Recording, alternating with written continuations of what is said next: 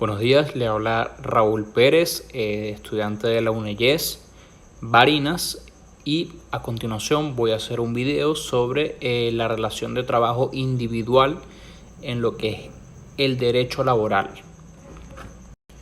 Vamos con el primer punto, que es la relación de trabajo. Y la relación de trabajo se define como aquella en la cual una persona se compromete a prestar un servicio personal a otra, bajo la dependencia y dirección de esta última, a cambio de una remuneración. El contrato de trabajo se caracteriza por ser consensual, bilateral, oneroso, de trato sucesivo por tiempo indeterminado y de buena fe. Los elementos principales son el consentimiento de las partes, la prestación personal del servicio, la subordinación del trabajador y la remuneración. Seguimos con la forma y prueba del contrato de trabajo. La forma de contrato de trabajo en Venezuela puede ser verbal o escrita, siendo recomendable que sea por escrito para evitar posibles conflictos. La prueba del trabajo puede realizarse a través de documentos como la carta de oferta, recibos de pagos, entre otros. Continuamos con efectos del contrato. Los efectos del contrato de trabajo incluyen derechos y obligaciones para ambas partes. El patrono tiene la obligación de pagar el salario, tiene la obligación de pagarle el salario, proporcionar un ambiente de trabajo seguro y cumplir con las normativas laborales. Por su parte, el trabajador debe prestar sus servicios de manera diligente y cumplir con las instrucciones del patrono. Seguimos con las clases de contrato de trabajo. Y aquí existen diferentes clases en lo que es Venezuela. Aquí en Venezuela existen varias clases de contrato de trabajo, como el contrato a tiempo determinado, contrato a tiempo indeterminado, contrato por obra o servicio determinado, entre otros. Seguimos con el contrato atípico. Un contrato atípico es aquel que no se ajusta a las modalidades tradicionales de contratación laboral establecidas en la ley. En este caso, las partes pueden acordar condiciones diferentes a las establecidas en la normativa laboral, siempre y cuando respeten los derechos fundamentales del trabajador. Continuamos con la sustitución del patrono. Y la sustitución se refiere al proceso mediante el cual un empleador original transfiere la titularidad de una empresa, negocio o establecimiento a un nuevo empleador. Los requisitos de la sustitución del patrono son la cesión y transferencia. Esto en el caso de la cesión de contrato se produce cuando un empleador transfiere a otro sus derechos y obligaciones derivados del contrato de trabajo. Está la notificación de sustitución, que el nuevo empleador debe notificar a los trabajadores afectados sobre la sustitución de patrono. La terminación por causa de sustitución, que esto quiere decir que la sustitución del patrono no constituye un causal determinación del contrato de trabajo en sí misma. Sin embargo, si la nueva empresa decide prescindir de los servicios de algún trabajador, deberá hacerlo cumpliendo con los procedimientos establecidos en la legislación laboral venezolana. Está la sustitución y los pagos prestacionales, que en caso de sustitución de patrono, los pagos prestacionales adquiridos por los trabajadores deben ser asumidos por el nuevo empleador. Vamos con la suspensión de la relación de trabajo. Y esto se refiere a la interrupción temporal del vínculo laboral entre el empleador y el trabajador, sin que se dé por terminado el contrato. Y las causas pueden ser diversas, como enfermedad del trabajador, paralización temporal de actividades, entre otras. Vamos con la terminación de la relación del trabajo. Y la terminación de la relación de trabajo se refiere al acto por el cual se pone fin a la relación laboral entre un empleador y un trabajador. Tenemos la terminación por voluntad de las partes. Y esta forma de terminación ocurre cuando tanto el empleador como el trabajador acuerdan dar por finalizada la relación laboral. La terminación por causas ajenas a la voluntad de las partes. Esta forma de terminación ocurre cuando existen circunstancias que impiden o dificultan continuar con la relación laboral, como quiebra o liquidación judicial del empleador. Punto. Seguimos con la terminación por voluntad unilateral de una de las partes. En este caso tenemos el despido, que el despido es una forma unilateral en que el empleador decide poner fin a la relación laboral debido al incumplimiento grave del trabajador, como conducta indebida, bajo rendimiento o violaciones graves a las políticas internas. Continuamos con el retiro. Y el retiro es una forma unilateral en el que el trabajador decide poner fin a la relación laboral debido al incumplimiento grave del empleador, como falta de pago salarial o condiciones inseguras e insalubres en el lugar del trabajo, dependiendo. Continuamos con la oportunidad para efectuar el despido o el retiro.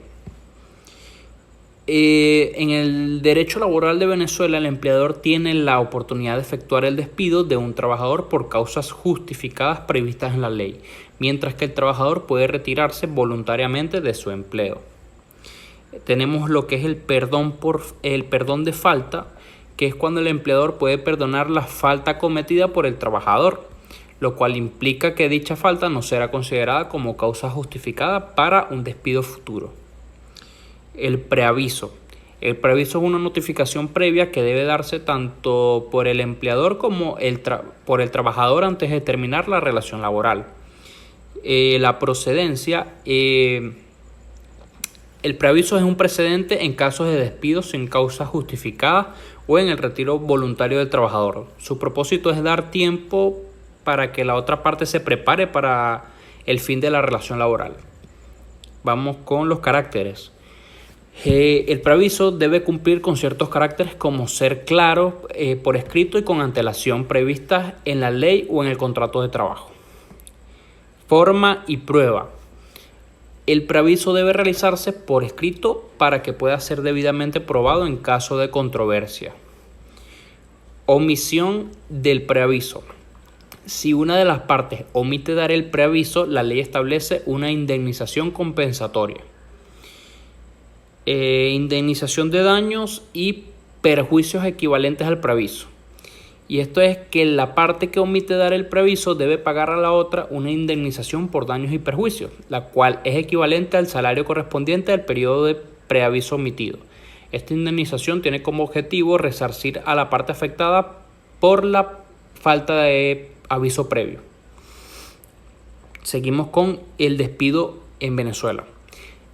Las clases de despido. Tenemos el despido justificado, que se produce por causas atribuibles al trabajador. El despido injustificado se da sin causa justificada y es el más común. Los causales del despido justificado, la Ley Orgánica del Trabajo y los trabajadores del trabajo, trabajadores y trabajadoras, establece varias causas que justifican el despido, incluyendo la falta grave, que esto es el incumplimiento de las obligaciones laborales, y conducta irregular, que estos son... pido una disculpa, se me cortó el video. Quedamos en conducta irregular, que estos son actos inmorales, injurias, violencia o conducta deshonesta. Está el daño intencional, que es el deterioro deliberado de equipos o instalaciones de la empresa, y la revelación de información, que esto sería divulgación de secretos de producción o información confidencial. Está la insubordinación, que es la desobediencia grave y reiterada de órdenes legítimas, y el abandono de trabajo, que esto sería la inasistencia injustificada al trabajo por más de 3 días consecutivos. Vamos a explicar un poco más a detalle lo que es el abandono de trabajo. Y el abandono de trabajo se refiere a la inasistencia injustificada y continua del trabajador durante más de 3 días consecutivos, que esto se considera una falta grave y justifica el despido inmediato. El empleador debe notificar por escrito al trabajador antes de proceder con el despido. Vamos con la notificación del despido. La notificación del despido, el empleador debe comunicar el despido al trabajador de forma escrita, especificando las razones del mismo. También debe informar al inspector del trabajo dentro de los 5 días hábiles siguientes a la fecha del despido. Terminación injustificada de los contratos de los contratos a término. En caso de que un empleador termine injustificadamente un contrato a término, el trabajador tiene derecho a una indemnización por despido injustificado, tiene derecho a una reincorporación, tiene derecho a acciones legales y, por ejemplo, en este último quiere decir que el trabajador puede demandar al empleador por despido injustificado y reclamar las indemnizaciones correspondientes. Vamos con el punto de las prestaciones de antigüedad en Venezuela.